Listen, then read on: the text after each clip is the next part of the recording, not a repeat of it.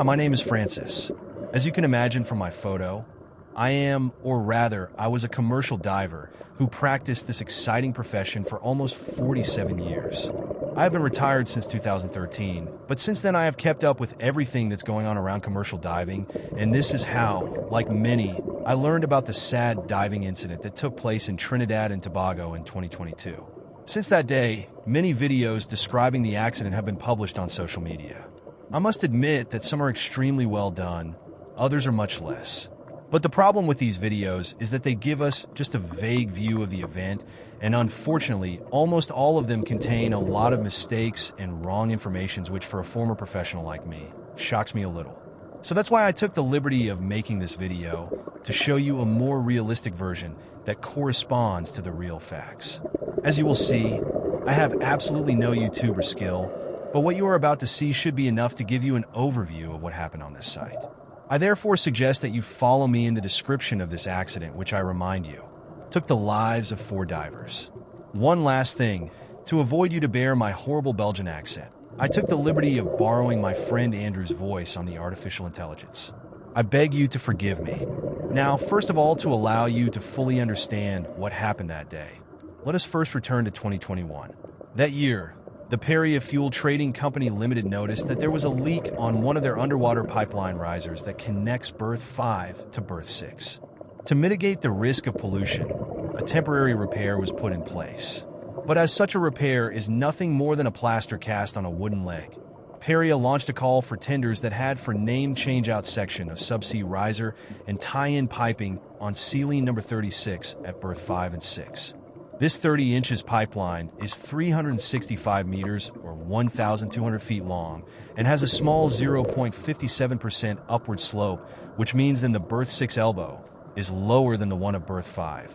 And it presents, if we base ourselves on the statements of the only survivor, an undulation linked to the configuration of the bottom at an indeterminate distance from the riser berth 6 elbow. Concerning this job, 5 specialized companies responded to the offer, but it was LMCS that won the contract because it was the only one to provide all the requested documents.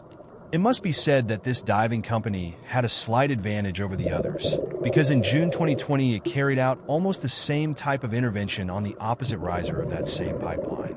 The only difference between the previous repair and this new one is that in the first case, the work was carried out on a pipeline almost entirely filled with fuel, while for the future work, strangely enough, the client stipulated in his contract that the pipeline had to be removed of hydrocarbon with 0 spills.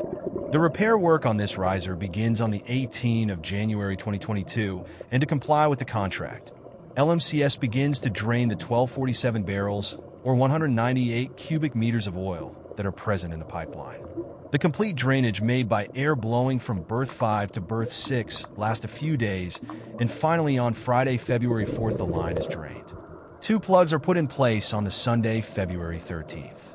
The first one is an inflatable plug whose purpose is to prevent water from entering the pipeline, but also to prevent toxic gases emitted by the fuel residues from entering the hyperbaric habitat.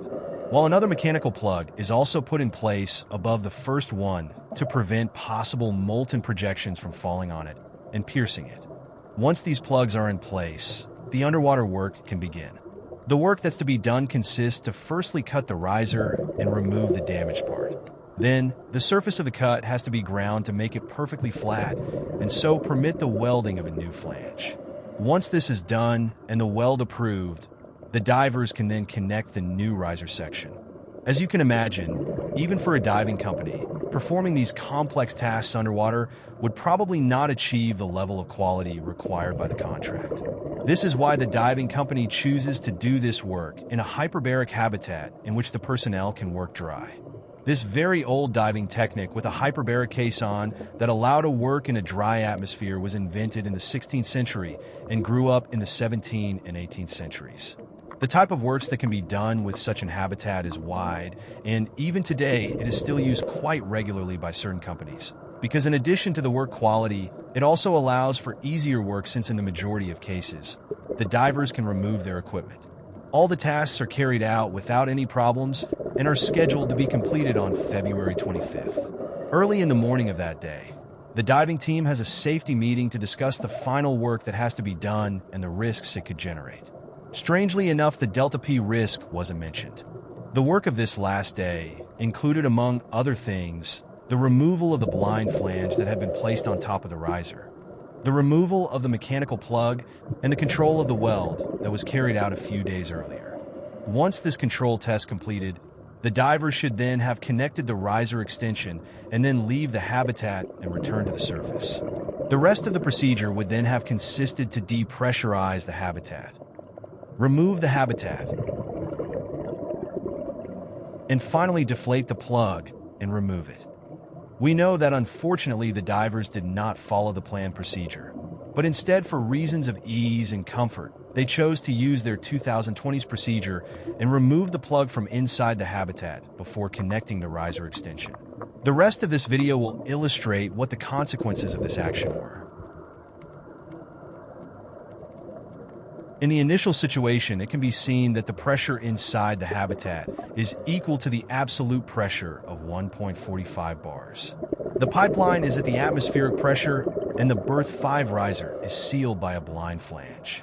A few barrels of oil are still present at the berth 6 side. FUR divers are working in a hyperbaric chamber placed over a 30 inches riser. The absolute pressure into the chamber is 1.45 bars. A 5th diver arrives at the bottom of the chamber to bring a wrench to the team. One of the divers deflates the plug that is present in the riser, and the Delta P occurs. Successively, Rishi, Faisal, Yusuf, Qasim, and Christopher plus all the gear are violently sucked into the pipeline.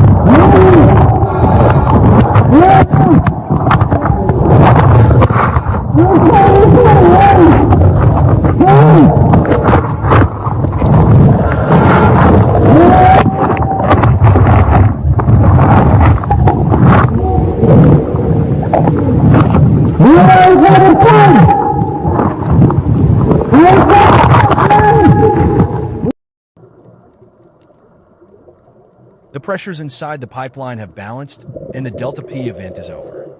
Following the Boyle's Law, it can be estimated that the 5 divers are now at about 215 meters from the berth 6 entrance. All of them are more or less severely wounded. Christopher feels like his left foot and arm are broken. Qasim has a fractured left tibia and fibula with blood loss. Yusuf has a broken left hand and foot and a dislocated left hip. Faisal has a fractured rib on the left side of his chest that has punctured his left lung. He also has head injuries with a fractured skull bone and a brain hemorrhage. And Rishi has a severe head injury. Inside the pipeline, the ambient pressure is now equal to 2.57 bars, which is equivalent to a water depth of about 15.7 meters. This means that from now on the divers start to saturate with inert gas, and thus in case of rescue, they would need to be decompressed following the 16.5 meters or 55 feet decompression table. The rescued diver enters into the hyperbaric chamber and finds that it is empty. At this point, he also notes that the water height in the riser is equal to the lower level of the chamber. That's to say 4.5 meters, which means that the absolute pressure in the chamber is again equal to 1.45 bars. As he finds nothing at this level, he then searches the bottom around the riser to make sure that the divers are not there. Here again, no sign of the divers. He goes back to the surface and the alert is given. One of the divers, Christopher Boudram, has managed to come back to the berth 6 riser entrance. He is very disappointed to see that nobody is waiting in the habitat. He tries to climb out of the riser, but it's too high. Luckily for him, a chain is hanging in the water where he can hold on. He now taps on the riser and shouts to be heard. The 2 air tanks that he is still with him are getting heavy, so he decides to let go one of them while he keeps the other tank between his legs. 2 rescue divers enter the hyperbaric chamber and help Christopher to come out of the riser. He lets go his second air tank to the bottom of the riser, then asks his colleagues if he has any decompression stops to make. Without bothering to check the inner depth of the riser, the supervisor replies no, when in reality, he has already spent between 100 to 105 minutes at 15.7 meters or 51.6 feet, which in the 55 feet table of the USN Manual Revision 7 gives an air stop of 17 to 34 minutes at 6 meters or 20 feet. The fact that Christopher did not get banned is probably due to the fact that he spent several long minutes in the riser at the pressure of 1.45 bars.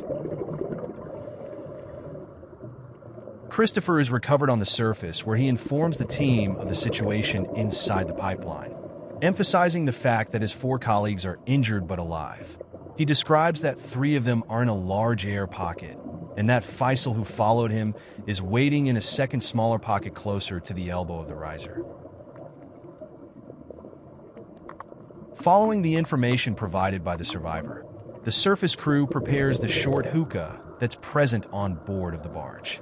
When they are ready, 3 divers return inside the habitat, and one of them enters into the riser and then progresses in the pipeline to the end of its hose. That's to say, over a distance of about 3 meters or 10 feet. The only thing he finds is an air tank that he brings back at the surface. At this time, there is no commercial diving equipment available yet, and so after their return to the surface, the team puts in place a new dive plan, which includes sending a tethered scuba diver in the pipeline with a diving bottle equipped with 2 regulators.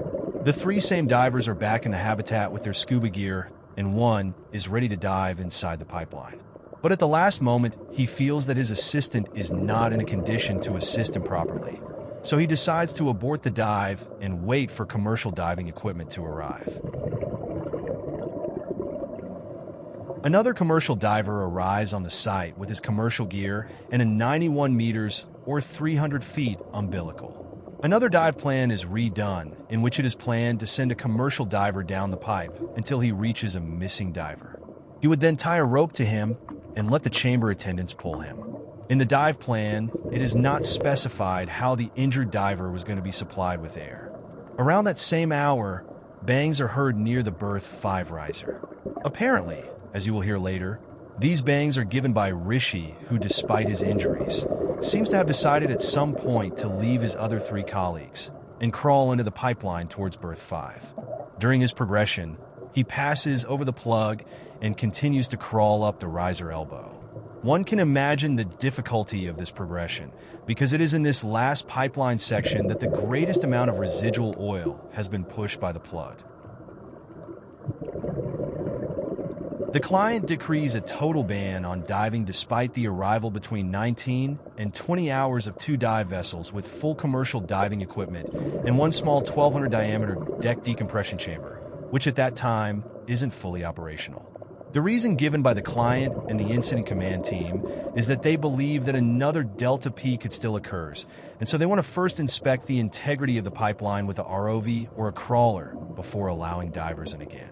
During that time, bangs are again heard at berth 5 around 20 hours.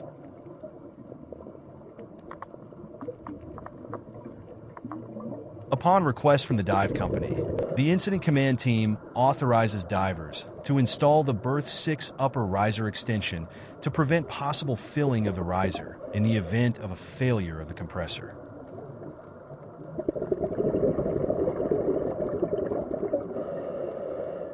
It's exactly 360 minutes that the 4 divers are pressurized inside the pipeline, and they have now reached the exceptional exposure time of the 55 feet table. This means that from now on, the rescue of the divers would become more and more problematic because there is no longer a decompression table available for such a dive time, and therefore the risk of generating a severe or even more serious decompression accident would be inevitable, and this risk is still higher due to the fact that the small decompression chamber that has arrived on the site isn't fully operational. The surface team removes the blind flange from the habitat to allow access to the upper part of the berth 6 riser, which is now out of the water.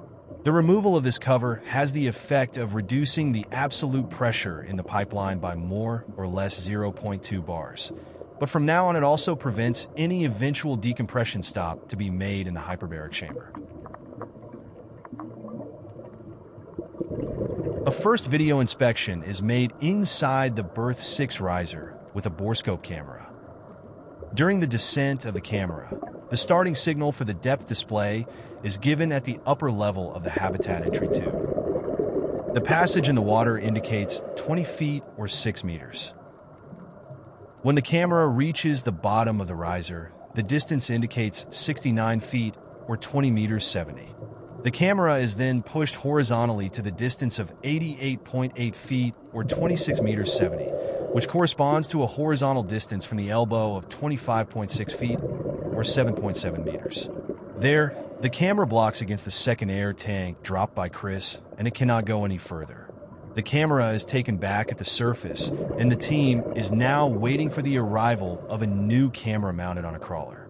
During that period, bangs are heard for the last time at 2:30 on this Saturday morning near the berth 5 riser.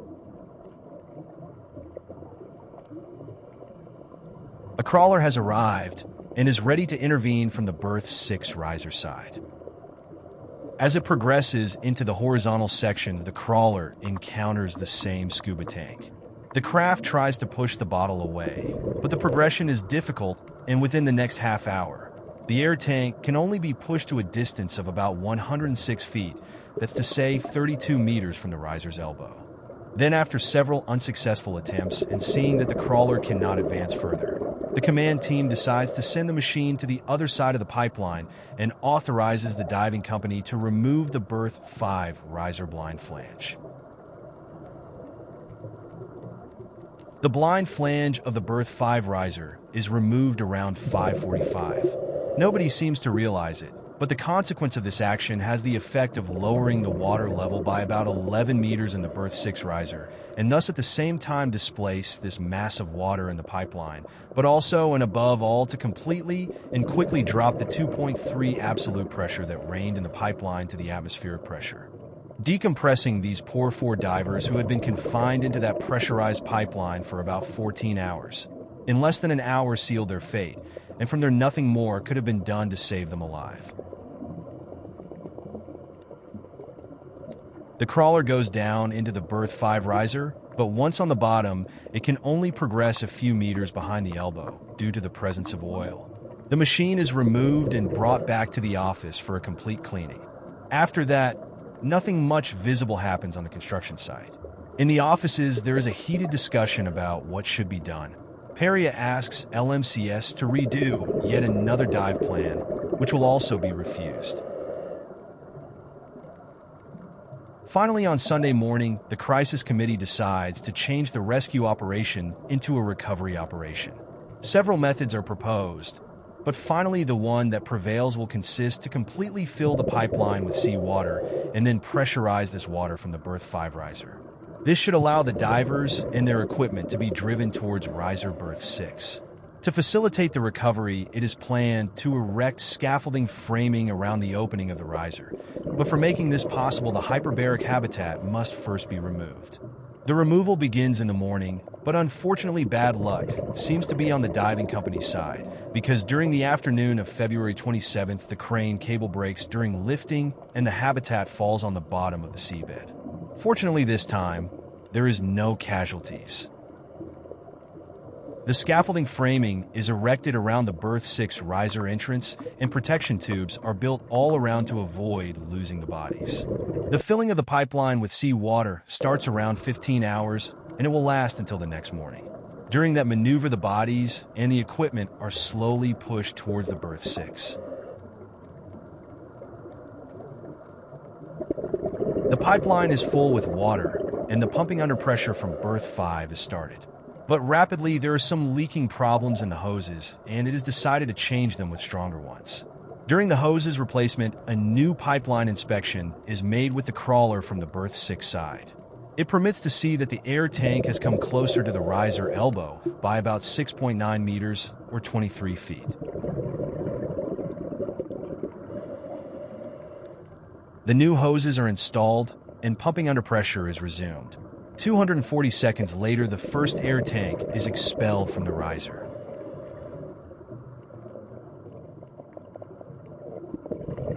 It is now the turn of Qasim, Yusuf, and Faisal to slowly emerge from the pipe, which is followed a bit later by 3 new air tanks. With 1 air tank recovered on the Friday, plus the 4 tanks recovered today, means that all of them are now out of the pipeline. The pumping then is stopped at 18 hours to permit the transfer of the bodies. The pumping is resumed with the hope to see Rishi appear in his turn, but nothing is coming up except a mixture of crude oil and water. The pumping is therefore stopped again at 18 hours 54. Some residual crude oil is pumped out of the pipeline via the berth 6 riser.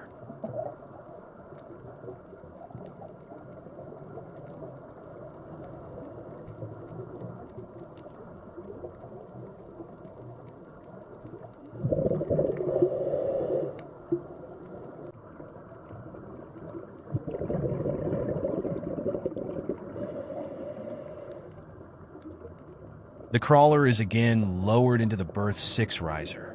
As more communication cable has been added to the camera, the machine is now able to drive into the horizontal section to about 212 meters or 698 feet. There the camera is showing what's looked like a deflated plug. Another inspection is also made from berth 5. There the crawler can only progress in the horizontal section for about 51 meters or 170 feet. Once at that distance, it couldn't progress anymore due to the high level of residual oil.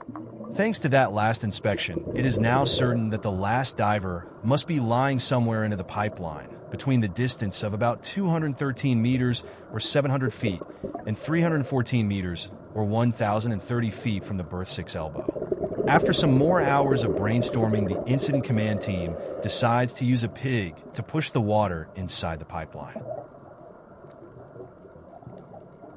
During the day, a mixture of water and residual crude oil is again pumped out of the pipeline via the berth 6 riser. At the same time, at the berth 5 side, a specialized company is preparing the installation of a pig. The pig installation is completed and the pumping is started. Thanks to the back pressure, the pig is pushing the water in front of it and is moving inside the pipeline at a velocity of about 3 meters per minute.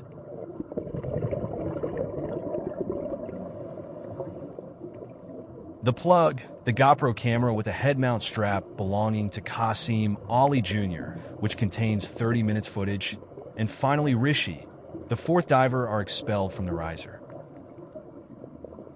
The pumping is then started again at 01H42, and 18 minutes later the pig is coming out of the riser. The recovery operation of the 4 divers is now finished. But as you may imagine, this accident caused a lot of emotion among the population of Trinidad and Tobago, to such an extent that very quickly the government decided to set up a Commission of Enquiry, whose aim was to establish the causes of this accident. The public hearings began in November 2022 and ended in January 2023.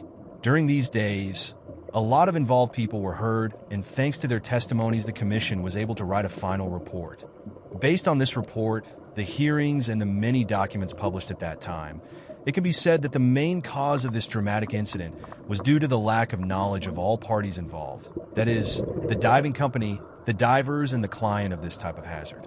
At first glance, it may seem strange that these divers were not aware of this type of danger, but in fact it isn't, because even today this risk is apparently not yet well known to all within the commercial diving community, because statistically speaking, Delta P accidents are still the most deadly events, with no less than 149 divers having lost their lives between 1975 and 2024 because of it. During the hearings, some suggested that the divers were sucked into the pipeline because they were not wearing the proper diving equipment. That's to say, a diving helmet or a band mask connected to an umbilical. I suppose that those who said that have probably never worked in such habitats, because as I said earlier, when working inside such a dry chamber, it is the habit to remove your diving gear, except if you have only to work a few minutes or if you're working inside a toxic atmosphere.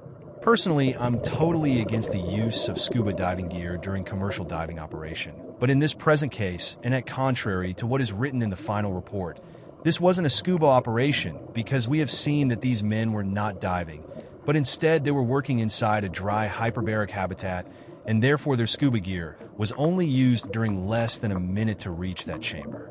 Now, if these divers had worked inside the habitat while being tethered with a harness or while being equipped with surface demand gear, as suggested by these experts, then the 5 of them would have died, because I do not know any diver that can resist a pressure force comprised between 2 and 7 tons. Nevertheless, in this investigation, a question remains unanswered as to whether these 4 divers could have been saved or not. It is, of course, not easy to answer this question, but by analyzing the way the incident was handled after the return of the only survivor, the answer is definitely no, and this for the simple and good reason that at no time did the people involved in this rescue worry about the water depth and the absolute pressure prevailing inside the pipeline, as well as the time that was passing since the beginning of the incident. What was fatal to the 4 divers was that as time passed, they were increasingly saturated with inert gas, and after 8:45 p.m., any rescue attempts would more than likely have been doomed to failure. Does this mean that, in any case, these 4 unfortunate divers had very little chance of getting out alive? The answer is unfortunately no. The rescue would not have been easy to conduct, but was perfectly possible, and probably 1 or more divers could have been recovered alive from this pipeline.